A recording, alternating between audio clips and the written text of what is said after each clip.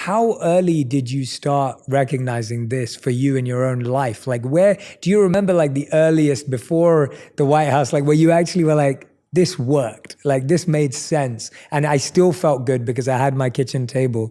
Is there anything that comes to mind? Do I go to childhood? I don't think I knew any Wherever, of this when I was little, but I think I learned it on the campaign trail.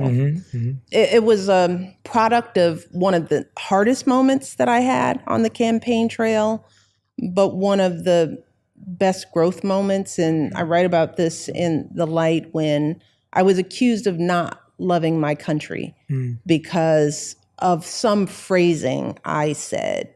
I learned, first of all, that when you have a public forum, especially in this day and age, that and you're like competing, people will distort you whenever they can. And if they distort your words, your truth, even your personhood, which I felt like people attempted to do with me, with us. They tried to otherize us as the first Black people, accusing my husband of being a terrorist and not being born in this country, accusing me of being an angry Black woman, and, the labels that can easily get put on others, that people that are othered, right? To make people afraid of us, that is a strategy that gets played again and again and again.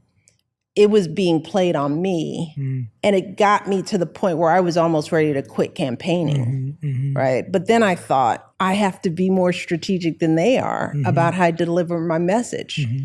I have to be authentic, but I also have to be careful so that I don't get mischaracterized. I have to be smarter than them.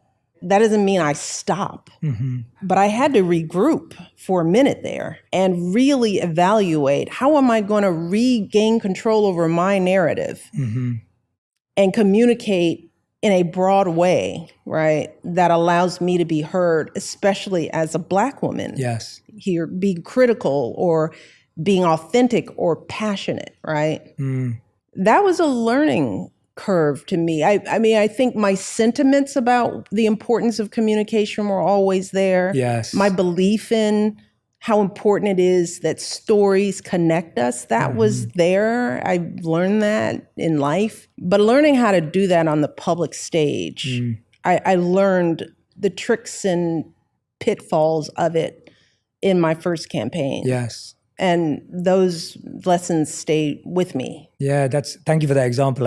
That example definitely connects. You reminded me of probably one of my favorite set of words from Martin Luther King, where he said that people who love peace need to learn to organize themselves as well as those who love war. For those of us who love love and love peace and love compassion and empathy, if we're not organized about it, if we're not strategic about it, if we're not thoughtful about it, that's right, it won't have the impact that we all crave for it to have. Michelle, you've been so kind and generous with your time. We end every episode with a final 5. These are the fast 5, which I always ruin because I'm too interested and curious. They're usually answered in 1 word to 1 sentence maximum, but I know I'm gonna ruin it, so it's fine.